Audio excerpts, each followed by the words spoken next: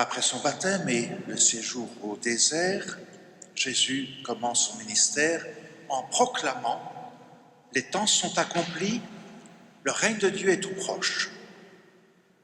Et il engage à sa suite 4 hommes, 4 pêcheurs au bord du lac de Galilée, Simon et André, Jacques et Jean. Et voilà, ils se mettent en route, Jésus et ses disciples. Ils sont 4 comme les 4 points cardinaux. C'est un peu comme si Jésus avait recruté toutes les nations, la terre entière, pour l'accompagner. Et d'ailleurs, ils vont à Capharnaüm, qui est vraiment le lieu de passage de toutes les nations. Oui, Jésus, dès le début de sa mission, engage toute l'humanité. Mais n'oublions pas, comme dit saint Paul, le salut vient des Juifs. Nous sommes un jour de sabbat et Jésus et ses disciples se rendent à la synagogue.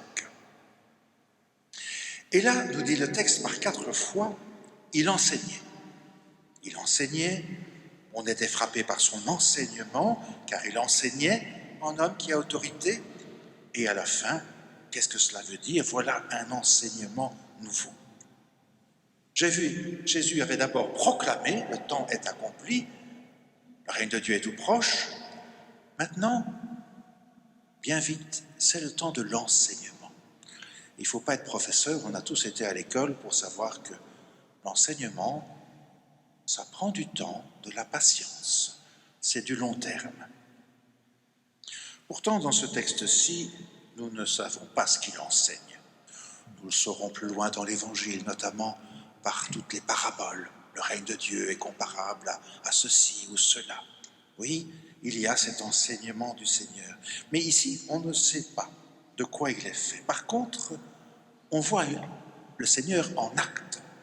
Il a face à lui un homme tourmenté par un esprit impur qui ne se trompe pas. Il sent qu'il a en face de lui un envoyé de Dieu. Que nous veux-tu, Jésus de Nazareth? Es-tu venu pour nous perdre? Poser la question, c'est y répondre, oui. Le mal sent bien qu'il va à sa perdition. Je sais qui tu es le Saint de Dieu. Au fond, l'enseignement de Jésus va se manifester dans cette parole. Tais-toi, sors de cet homme. Une parole d'action, une parole qui réalise ce qu'elle veut faire. Le diable, donc, sait qui il est. Quelque part, il a foi en Dieu, peut-être beaucoup plus que nous tous. Et saint Jacques, dans son épître, met un lien entre la foi et les œuvres, les actes. Il s'adresse à des chrétiens et il leur dit « Vous autres » j'ai perdu ma page, c'est la page avant. « Mes frères, si quelqu'un prétend avoir la foi sans la mettre en œuvre, à quoi cela sert-il? Sa foi peut-elle le sauver? » Et un peu plus loin, « Toi, tu crois qu'il y a un seul Dieu? Fort bien. Mais les démons, eux aussi, le croient, et ils tremblent. Oui, le démon tremble. Es-tu venu pour nous perdre? » La parole de Dieu est action. Dès la Genèse, à la création du monde, Dieu dit, et cela fut. Ici, Jésus lui aussi dit, et cela est. Tais-toi, sors de cet homme, et le mal qui est en lui sort de lui. Des paroles qui font ce qu'elles disent, ça existe aussi dans la vie courante. Je prends bonne note de ce que tu dis, je prends acte de ce qui se passe. Ça veut dire que je le mets dans ma mémoire. Avant, il n'y était pas. Et le fait de le dire, Ça signifie bien que maintenant j'y pense. Si un juge dit « Vous êtes condamné, vous savez très bien que vous avez une amende ou la prison à la sortie. » Une fois que c'est dit, c'est fait. Dans la foi chrétienne, il y a cela de façon très forte. Les enfants, là, vous ne vous rappelez pas de ça, mais vous avez été baptisés.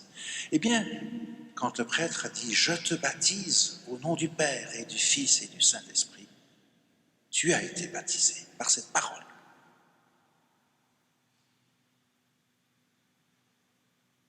Par le ministère de l'Église, tes péchés sont pardonnés. Ils sont pardonnés. Ceci est mon corps, prenez et mangez. Des paroles qui font ce qu'elles disent. Et par excellence, Jésus est celui qui fait ce qu'il dit. Il est une parole créatrice. Et c'est une création nouvelle. Voilà un enseignement nouveau, donné avec autorité, et cet enseignement agit. Il commande même aux esprits impurs et ils lui obéissent. Création nouvelle. Il est ce prophète, et bien plus qu'un prophète, annoncé à Moïse. C'est vrai que le peuple avait peur. Voir Dieu, c'est mourir. On ne veut plus ni voir ni entendre sa voix. Alors, oui, Dieu consent à dire « Je vais vous envoyer un prophète comme Moïse ». Et il y en aura d'ailleurs beaucoup de ces prophètes. Mais Dieu veut vraiment se faire voir et entendre de chacun. C'est pour ça qu'en Jésus, il s'est fait homme, Verbe fait chair. Il y a eu beaucoup de prophètes et parmi eux, il y a ceux qui ne sont pas entendus ou ceux qui ne disent pas ce qui doit être dit. Aujourd'hui encore, il y a des prophètes et il y a encore des faux prophètes. On appelle ça aujourd'hui des fake news. Et il y en a qui les écoutent. Non, nous sommes appelés à vivre dans la vérité qui rend libre. Mais c'est vrai, nous sommes toujours un peu entre cette première création, comme cet Adam qui n'a pas accueilli le don de Dieu merveilleux, et cette nouvelle création en Jésus, où Dieu réalise enfin ce qu'il est dit, le salut pour tous.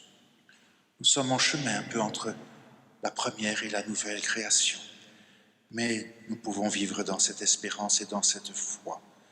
Voilà un enseignement nouveau donné en Jésus. Il est donné avec autorité. Il commande même aux esprits impurs et ils lui obéissent.